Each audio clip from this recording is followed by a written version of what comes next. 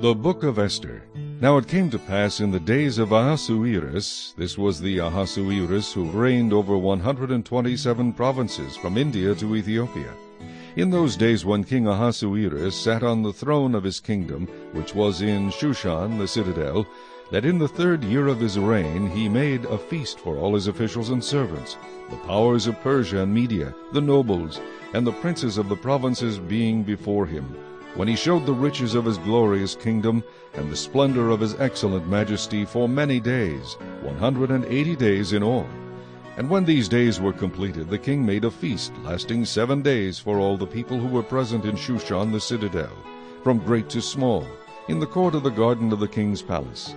There were white and blue linen curtains fastened with cords of fine linen, and purple on silver rods and marble pillars, and the couches were of gold and silver on a mosaic pavement of alabaster, turquoise, and white and black marble. And they served drinks in golden vessels, each vessel being different from the other, with royal wine in abundance, according to the generosity of the king. In accordance with the law, the drinking was not compulsory, for so the king had ordered all the officers of his household that they should do according to each man's pleasure. Queen Vashti also made a feast for the women in the royal palace, which belonged to King Ahasuerus. On the 7th day, when the heart of the king was merry with wine, he commanded Mehuman, Biztha, Harbona, Bigtha, Habagtha, Zethar, and Carcas, 7 eunuchs who served in the presence of King Ahasuerus, to bring Queen Vashti before the king, wearing her royal crown, in order to show her beauty to the people and the officials, for she was beautiful to behold. But Queen Vashti refused to come at the king's command, brought by his eunuchs. Therefore the king was furious, and his anger burned within him. Then the king said to the wise men who understood the times, for this was the king's manner toward all who knew law and justice, those closest to him being Karshina, Shethar, Admatha, Tarshish, Meres, Marsina, and Memucan, the 7 princes of Persia and Media, who had access to the king's presence, and who ranked highest in the kingdom, what shall we do to Queen Vashti according to law, because she did not obey the command of King Ahasuerus, brought to her by the eunuchs? And Memucan answered before the king and the princes, Queen Vashti has not only wronged the king, but also all the princes, and all the people who are in all the provinces of King Ahasuerus. For the queen's behavior will become known to all women, so that they will despise their husbands in their eyes, when they report, King Ahasuerus commanded Queen Vashti to be brought in before him, but she did not come. This very day the noble ladies of Persia and Media will say to all the king's officials that they have heard of the behavior of the queen. Thus there will be excessive contempt and wrath. If it pleases the king, let a royal decree go out from him, and let it be recorded in the laws of the Persians and the Medes, so that it will not be altered, that Vashti shall come no more before King Ahasuerus, and let the king give her royal position to another who is better than she. When the king's decree which he will make is proclaimed throughout all his empire, for it is great, all wives will honor their husbands both great and small. And the reply pleased the king and the princes, and the king did according to the word of Memucan. Then he sent letters to all the king's provinces, to each province in its own script, and to every people in their own language, that each man should be master in his own house, and speak in the language of his own people. Chapter 2. After these things, when the wrath of King Ahasuerus subsided, he remembered Vashti, what she had done, and what had been decreed against her. Then the king's servants who attended him said, Let beautiful young virgins be sought for the king, and let the king appoint officers in all the provinces of his kingdom, that they may gather all the beautiful young virgins to Shushan, the citadel, into the women's quarters, under the custody of Hegai, the king's eunuch, custodian of the women, and let beauty preparations be given them. Then let the young woman who pleases the king be queen instead of Vashti. This thing pleased the king, and he did so.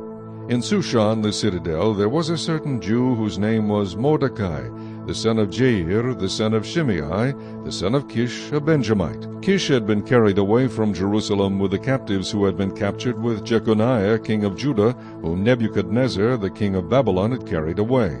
And Mordecai had brought up Hadassah, that is Esther, his uncle's daughter, for she had neither father nor mother. The young woman was lovely and beautiful. When her father and mother died, Mordecai took her as his own daughter, So it was, when the king's command and decree were heard, and when many young women were gathered at Shushan the citadel, under the custody of Hegai, that Esther also was taken to the king's palace, into the care of Hegai, the custodian of the women. Now the young woman pleased him, and she obtained his favor. So he readily gave beauty preparations to her, besides her allowance.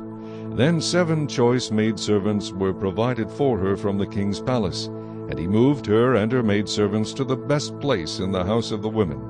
Esther had not revealed her people or family, for Mordecai had charged her not to reveal it. And every day Mordecai paced in front of the court of the women's quarters to learn of Esther's welfare and what was happening to her. Each young woman's turn came to go in to King Ahasuerus after she had completed 12 months' preparation, according to the regulations for the women, for thus were the days of their preparation apportioned, 6 months with oil of myrrh, and 6 months with perfumes and preparations for beautifying women. Thus prepared, each young woman went to the king, and she was given whatever she desired to take with her from the women's quarters to the king's palace. In the evening she went, and in the morning she returned to the second house of the women, to the custody of Shaashgaz, the king's eunuch, who kept the concubines. She would not go in to the king again, unless the king delighted in her and called for her by name. Now when the turn came for Esther, the daughter of Abihail, the uncle of Mordecai, who had taken her as his daughter, to go into the king, she requested nothing but what Hegai, the king's eunuch, the custodian of the women, advised. And Esther obtained favor in the sight of all who saw her. So Esther was taken to King Ahasuerus into his royal palace in the 10th month, which is the month of Tebeth, in the 7th year of his reign. The king loved Esther more than all the other women, and she obtained grace and favor in his sight more than all the virgins. So he set the royal crown upon her head, and made her queen instead of Vashti. Then the king made a great feast, the feast of Esther, for all his officials and servants, and he proclaimed a holiday in the provinces, and gave gifts according to the generosity of the king. When virgins were gathered together a second time, Mordecai sat within the king's gate. Now Esther had not revealed her family and her people, just as Mordecai had charged her, for Esther obeyed the command of Mordecai, as when she was brought up by him. In those days, while Mordecai sat within the king's gate, 2 of the king's eunuchs, Bigthan and Teresh, doorkeepers, became furious and sought to lay hands on King Ahasuerus. So the matter became known to Mordecai, who told Queen Esther, and Esther informed the king in Mordecai's name. And when an inquiry was made into the matter, it was confirmed, and both were hanged on a gallows. And it was written in the book of the Chronicles in the presence of the king. Chapter 3. After these things King Ahasuerus promoted Haman, the son of Hammedatha the Agagite, and advanced him, and set his seat above all the princes who were with him. And all the king's servants who were within the king's gate bowed and paid homage to Haman, for so the king had commanded concerning him. But Mordecai would not bow or pay homage.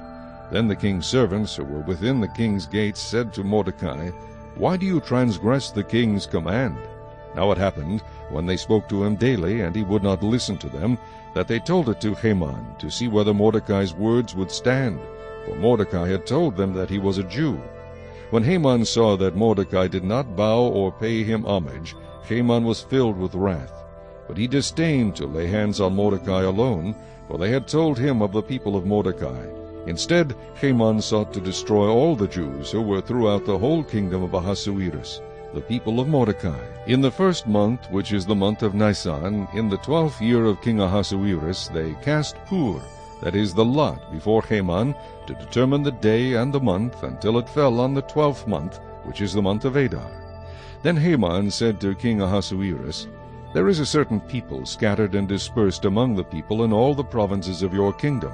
Their laws are different from all other peoples, and they do not keep the king's laws. Therefore it is not fitting for the king to let them remain. If it pleases the king, let a decree be written, that they be destroyed, and I will pay 10,000 talents of silver into the hands of those who do the work, to bring it into the king's treasuries." So the king took his signet ring from his hand and gave it to Haman, the son of Hammedatha the Agagite, the enemy of the Jews. And the king said to Haman, "The money and the people are given to you, to do with them as seems good to you." Then the king's scribes were called on the 13th day of the 1st month, And a decree was written according to all that Haman commanded, to the king's satraps, to the governors who were over each province, to the officials of all people, to every province according to its script, and to every people in their language. In the name of King Ahasuerus it was written, and sealed with the king's signet ring. And the letters were sent by couriers into all the king's provinces, to destroy, to kill, and to annihilate all the Jews, both young and old, little children and women, in one day, on the 13th day of the 12th month, which is the month of Adar, and to plunder their possessions. A copy of the document was to be issued as law in every province, being published for all people, that they should be ready for that day. The couriers went out, hastened by the king's command, and the decree was proclaimed in Shushan the citadel. So the king and Haman sat down to drink, but the city of Shushan was perplexed. Chapter 4. When Mordecai learned all that had happened, he tore his clothes and put on sackcloth and ashes, and went out into the midst of the city. He cried out with a loud and bitter cry. He went as far as the front of the king's gate, for no one might enter the king's gate clothed with sackcloth. And in every province where the king's command and decree arrived, there was great mourning among the Jews, with fasting, weeping, and wailing, and many lay in sackcloth and ashes. So Esther's maids and eunuchs came and told her, and the queen was deeply distressed. Then she sent garments to clothe Mordecai, and take his sackcloth away from him, but he would not accept them. Then Esther called Hathach, one of the king's eunuchs, whom he had appointed to attend her, and she gave him a command concerning Mordecai, to learn what and why this was. So Hathach went out to Mordecai in the city square that was in front of the king's gate. And Mordecai told him all that had happened to him, and the sum of money that Haman had promised to pay into the king's treasuries to destroy the Jews. He also gave him a copy of the written decree for their destruction, which was given at Shushan, that he might show it to Esther and explain it to her, and that he might command her to go in to the king to make supplication to him and plead before him for her people. So Hathach returned and told Esther the words of Mordecai. Then Esther spoke to Hathach and gave him a command for Mordecai. All the king's servants and the people of the king's provinces know that any man or woman who goes into the inner court to the king who has not been called, he has but one law: put all to death, except the one to whom the king holds out the golden scepter, that he may live. Yet I myself have not been called to go into the king these 30 days. So they told Mordecai Esther's words. And Mordecai told them to answer Esther, "Do not think in your heart that you will escape in the king's palace any more than all the other Jews. For if you remain completely silent at this time, relief and deliverance will arise for the Jews from another place, but you and your father's house will perish. Yet who knows whether you have come to the kingdom for such a time as this?" Then Esther told them to reply to Mordecai, "Go gather all the Jews who are present in Shushan, and fast for me. Neither eat nor drink for 3 days, night or day. My maids and I will fast likewise. And so I will go to the king, which is against the law, and if I perish, I perish." So Mordecai went his way, and did according to all that Esther commanded him. Chapter 5. Now it happened on the 3rd day that Esther put on her royal robes, and stood in the inner court of the king's palace, across from the king's house, while the king sat on his royal throne in the royal house, facing the entrance of the house. So it was, when the king saw Queen Esther standing in the court, that she found favor in his sight, and the king held out to Esther the golden scepter that was in his hand. Then Esther went near and touched the top of the scepter. And the king said to her, "What do you wish, Queen Esther? What is your request? It shall be given to you up to half the kingdom." So Esther answered, "If it pleases the king, let the king and Haman come today to the banquet that I have prepared for him." Then the king said, "Bring Haman quickly, that he may do as Esther has said." So the king and Haman went to the banquet that Esther had prepared. At the banquet of wine the king said to Esther, "What is your petition? It shall be granted to you. What is your request? Up to half the kingdom it shall be done."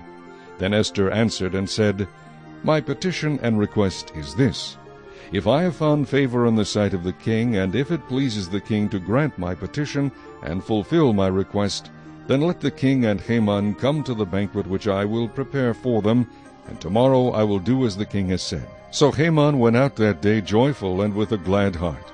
But when Haman saw Mordecai in the king's gate, and that he did not stand or tremble before him, he was filled with indignation against Mordecai. Nevertheless Haman restrained himself and went home.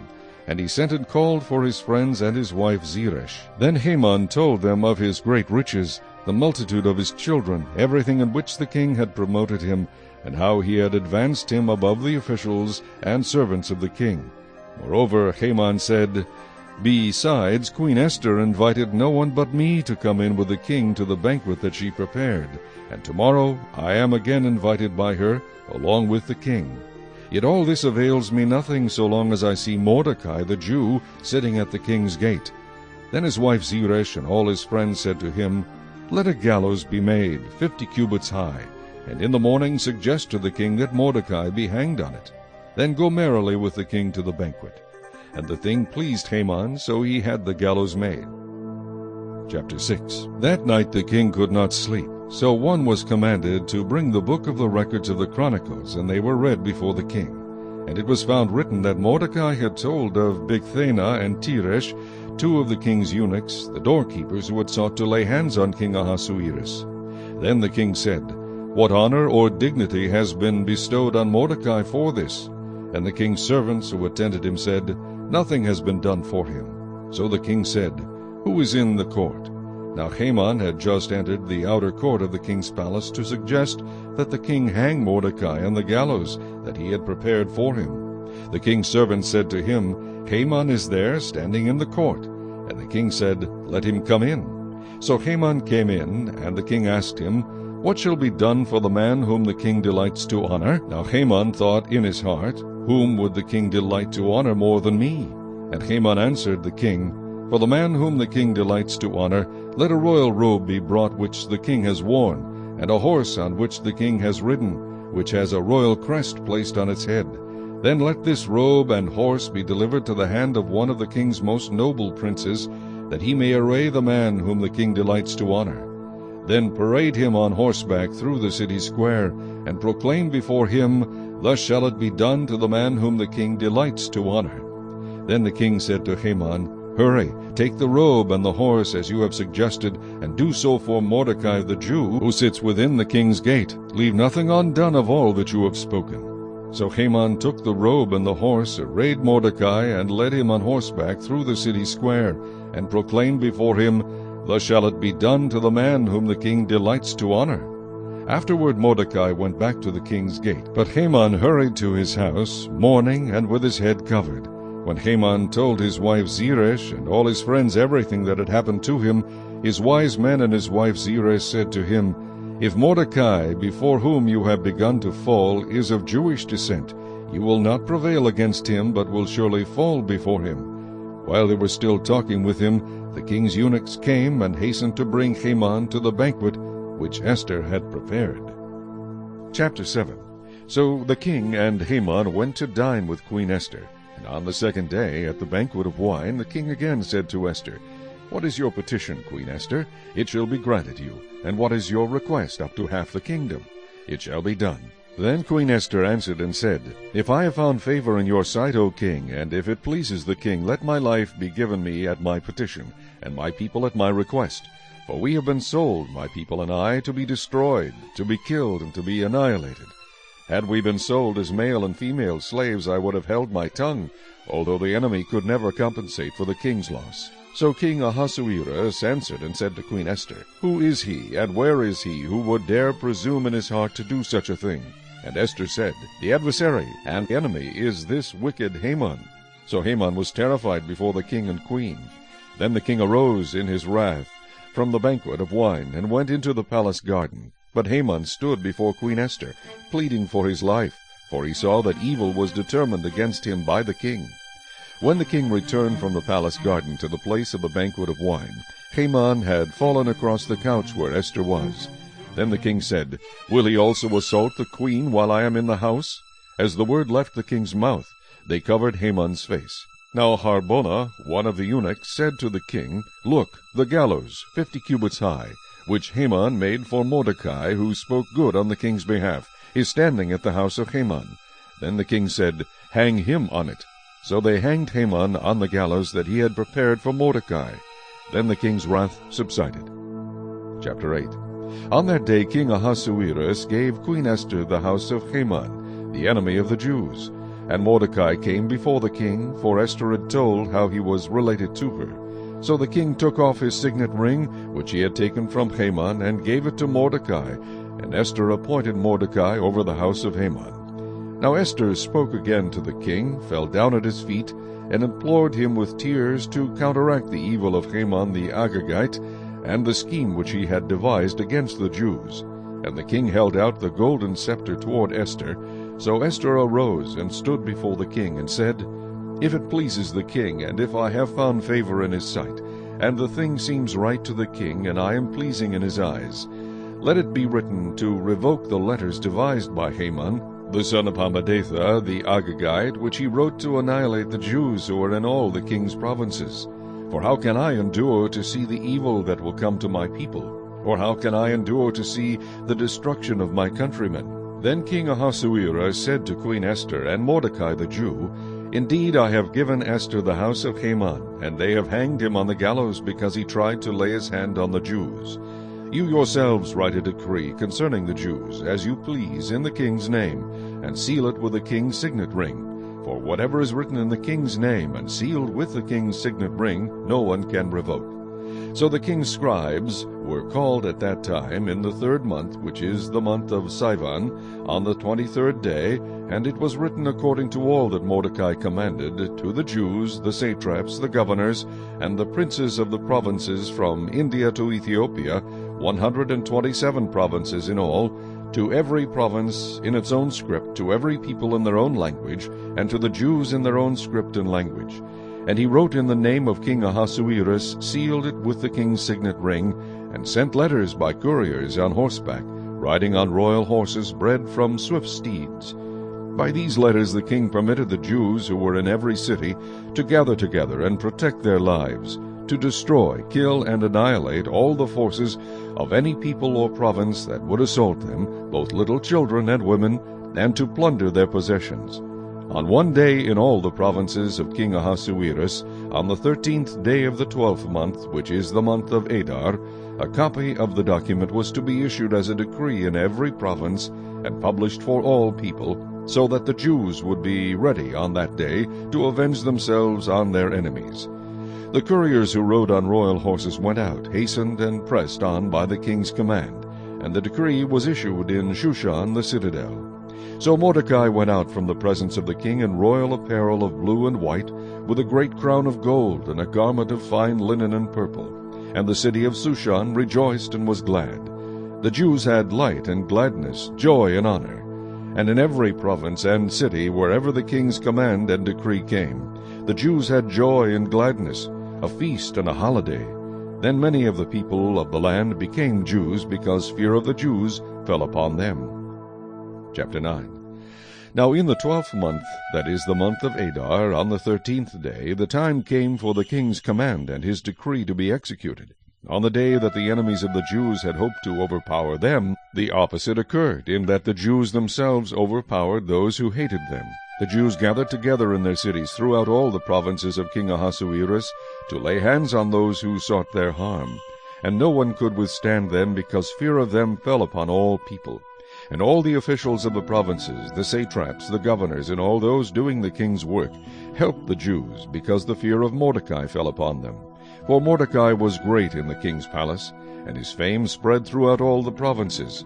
For this man Mordecai became increasingly prominent. Thus the Jews defeated all their enemies with the stroke of the sword, with slaughter and destruction, and did what they pleased with those who hated them.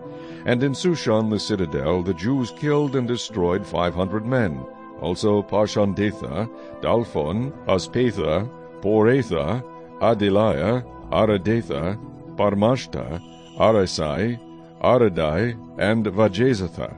The 10 sons of Haman, the son of Hammedatha, the enemy of the Jews, they killed, but they did not lay a hand on the plunder. On that day the number of those who were killed in Shushan the citadel was brought to the king. And the king said to Queen Esther, The Jews have killed and destroyed 500 men in Shushan the citadel, and the 10 sons of Haman. What have they done in the rest of the king's provinces? Now what is your petition? It shall be granted you. or what is your further request? It shall be done. Then Esther said, If it pleases the king, let it be granted to the Jews who are in Shushan to do again tomorrow, according to today's decree, and let Haman's 10 sons be hanged on the gallows. So the king commanded this to be done. The decree was issued in Shushan, and they hanged Haman's 10 sons. And the Jews who were in Shushan gathered together again on the 14th day of the month of Adar, and killed 300 men at Shushan, but they did not lay a hand on the plunder. The remainder of the Jews in the king's provinces gathered together and protected their lives, had rest from their enemies, and killed 75,000 of their enemies, but they did not lay a hand on the plunder. This was on the 13th day of the month of Adar, and on the 14th of the month they rested and made it a day of feasting and gladness. But the Jews who were at Shushan assembled together on the 13th day, as well as on the 14th, and on the 15th of the month they rested, and made it a day of feasting and gladness. Therefore the Jews of the villages who dwelt in the unwalled towns celebrated the 14th day of the month of Adar with gladness and feasting, as a holiday, and for sending presents to one another. And Mordecai wrote these things, and sent letters to all the Jews, near and far, who were in all the provinces of King Ahasuerus, to establish among them that they should celebrate yearly the 14th and 15th days of the month of Adar, as the days on which the Jews had rest from their enemies, as the month which was turned from sorrow to joy for them, and from mourning to a holiday, that they should make them days of feasting and joy, of sending presents to one another and gifts to the poor. So the Jews accepted the custom which they had begun, as Mordecai had written to them, because Haman the son of Hammedatha the Agagite, the enemy of all the Jews, had plotted against the Jews to annihilate them, and had cast Pur, that is the lot, to consume them and destroy them. But when Esther came before the king, he commanded by letter that this wicked plot which Haman had devised against the Jews should return on his own head, and that he and his son should be hanged on the gallows. So they called these days Purim, after the name Pur. Therefore, because of all the words of this letter, what they had seen concerning this matter, and what had happened to them, the Jews established and imposed it upon themselves and their descendants, and all who would join them, that without fail they should celebrate these 2 days every year, according to the written instructions and according to the prescribed time, that these days should be remembered and kept throughout every generation, every family, every province, and every city, that these days of Purim should not fail to be observed among the Jews, and that the memory of them should not perish among their descendants. Then Queen Esther, the daughter of Abihail, with Mordecai the Jew, wrote with full authority to confirm this second letter about Purim. And Mordecai sent letters to all the Jews, to the 127 provinces of the kingdom of Ahasuerus, with words of peace and truth, to confirm these days of Purim at their appointed time, as Mordecai the Jew and Queen Esther had prescribed for them, and as they had decreed for themselves and their descendants concerning matters of their fasting and lamenting. So the decree of Esther confirmed these matters of Purim, and it was written in the book. Chapter 10. And King Ahasuerus imposed tribute on the land and on the islands of the sea. Now all the acts of his power and his might, and the account of the greatness of Mordecai, to which the king advanced him, are they not written in the book of the chronicles of the kings of Media and Persia?